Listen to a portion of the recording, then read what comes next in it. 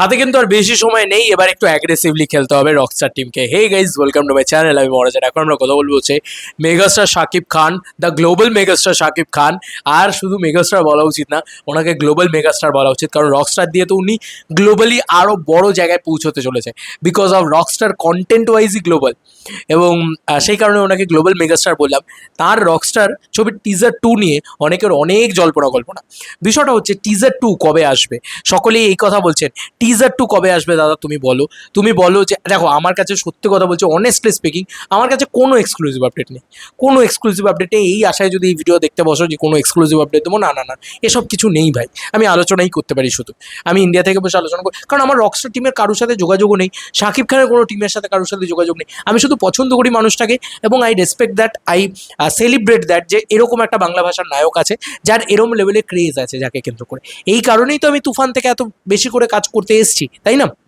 যাই হোক, আসি পয়েন্টে।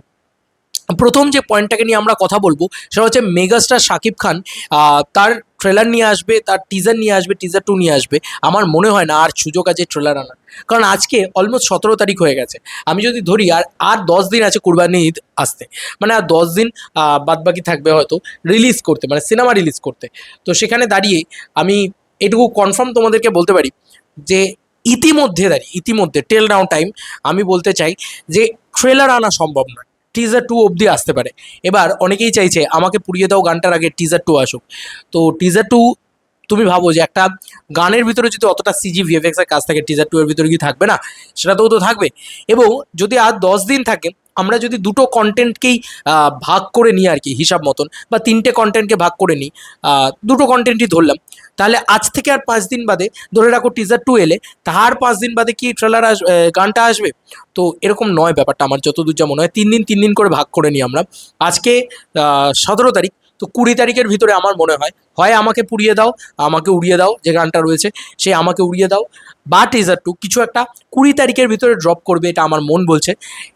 আবারও বলছি যে এর বাইরে আর কিছু হতে পারে না, কারণ এটা একটা ইউনিভার্সাল জিনিস। কেন বলছি? কারণ এটাই আছে, আমাদের হাতেই টাইম আছে আর 7 থেকে 10 দিন। তো সেই টাইমের ভিতরে আমাদেরকে প্রমোশন করতে হবে, প্রোডাকশনকে কন্টেন্ট দিতে হবে। তো যদি কন্টেন্ট দিতে হয়, দেখো তারা সিজি ভিএফএক্স এর কাজ করছে আমাকে উড়িয়ে দাও নিয়ে, তাহলে তারা আগে আমাকে উড়িয়ে দাও গানটাই হয়তো ড্রপ করবে, এবং আমিও চাই সেটাই করুক, কারণ হাইপ আরও বেড়ে যাবে। লাস্ট ফাইনাল টিজার 2 ড্রপ করুক, এবং টিজার 2টা যদি আসতে হয় তাহলে রিলিজের ঠিক 3-4 দিন আগে টিজার 2 ড্রপ করা হোক, বা রিলিজের 2 দিন আগে করলেও কোনো অসুবিধা নেই। এবং ওটাই কিন্তু ফাইনাল ট্রেলারের মতন করে একটা হবে আর কি, মানে পোর্ট্রেয়াল হবে টিজার 2 এর, কারণ তারা বলেওছে যে টিজার 2 আসছে।